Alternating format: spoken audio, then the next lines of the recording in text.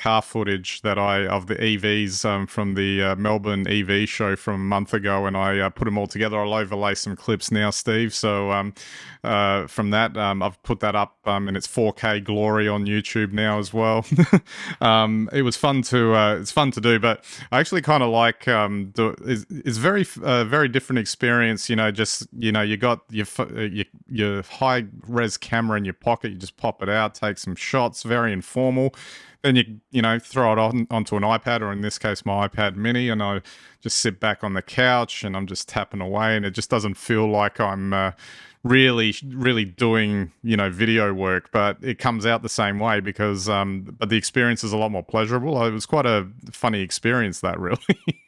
Well, it looks like you enjoyed yourself both at the show and cutting it. It's a great video, and wow, some of those cars do look good. Well, that's the first topic of what we wanted to talk about too. Is that the thing that surprised me from that show is how stylish, I guess, the cars are. Because I guess the cliched EV is kind of a box on wheels, really, because they have to fit a big battery in there. Simpson style. If you think of something like, not to be unfair or unkind to a Prius or something like the early models, but although I saw a Prius the other day that was starting to look a little sharper than previous models, but it was interesting to see. In that video, I focused a bit on a blue Audi Q8 and that was my favorite color. That's why I sort of lingered on it a bit longer. But it was interesting to see that it kind of looked like what those Audis look like, the diesel and petrol engine ones, and the functionality on the inside, because I sat in a few of these cars, were quite fascinating. I mean, it's more like a computer more than anything else now, and it just seemed like exciting because there's obviously a push now to mandate EVs across the board. In the next 10 years, I think the EU is the most aggressive in that space, and obviously I think we've got a target here in Australia of 2035 or something, I think it is, but I don't know how we'll go with that, but it's an interesting new time as far as that's concerned.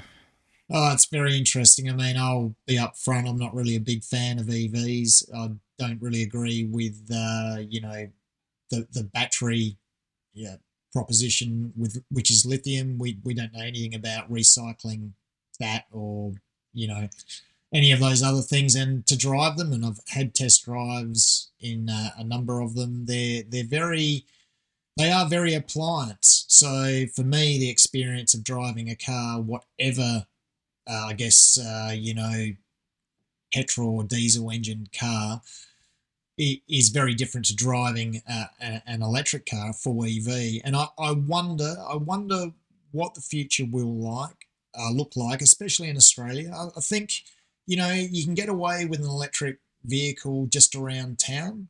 If you're traveling under 40 or 50 kilometers a day, but I think if you have bigger distances to travel, then you'd start to question it. And I really wonder actually how much enjoyment an EV gives you past the initial purchase. It's like a phone. For the first week, you love your new phone, and then after that, it's just a phone. For me, my interactions with EVs, I found them thrilling. Don't get me wrong.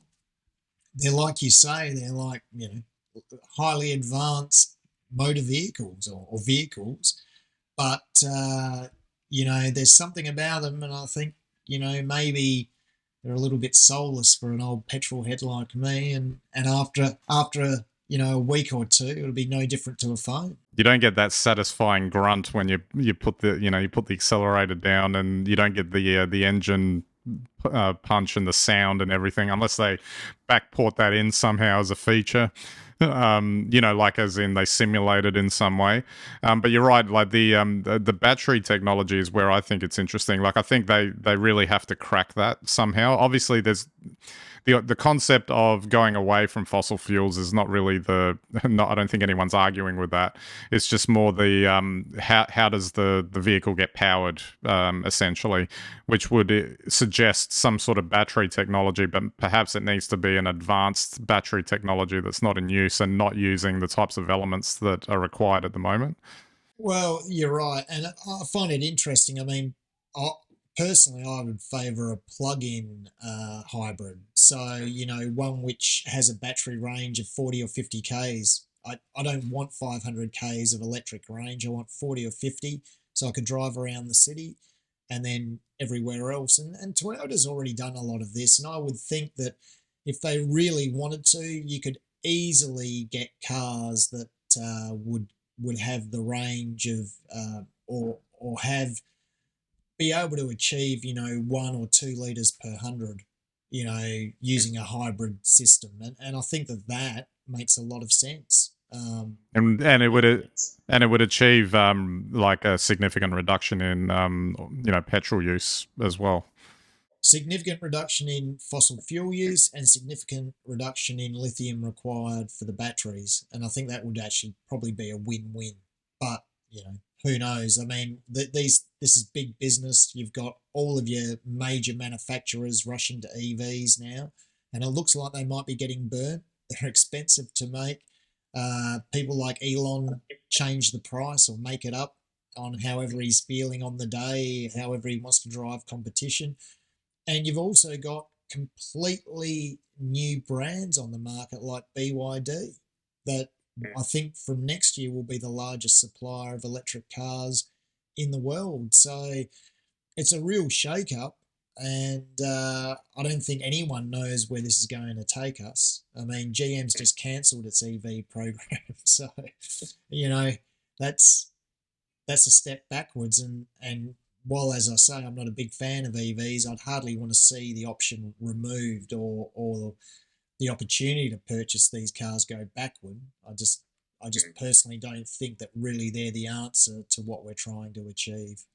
And it's probably just worth noting the that Guardian article I sent through, also like which you're sort of alluding to there. The CFO of Mercedes Benz was calling the EV market brutal, and that it's potentially not sustainable in the long term, based on how it's going exactly at the moment, and it's because it's under pressure from other players in the market, like Chinese manufacturers in particular, who haven't had a traditional foothold in the vehicle market, the traditional vehicle market, but because they're at the forefront of doing a lot of tech-related work, because these EVs are like tech products. Well, that's right, and make no mistake, the startups who are big in this space, Tesla and BYD, are both getting huge subsidies, have built their businesses on huge subsidies through their respective governments. So, it's pretty easy to be a game changer when you've got a government backing you, and what I think we've seen is all the early adopters have gone out and got themselves an EV, which is great. And probably those earlier adopters are people that actually probably would prefer an EV to a petrol car, even if we weren't looking at environmental considerations. And they're all there.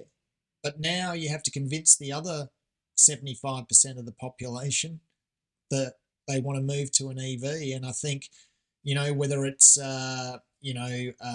plant-based meat simulants or whether it's cars, it's easy to get that first 20% across the line.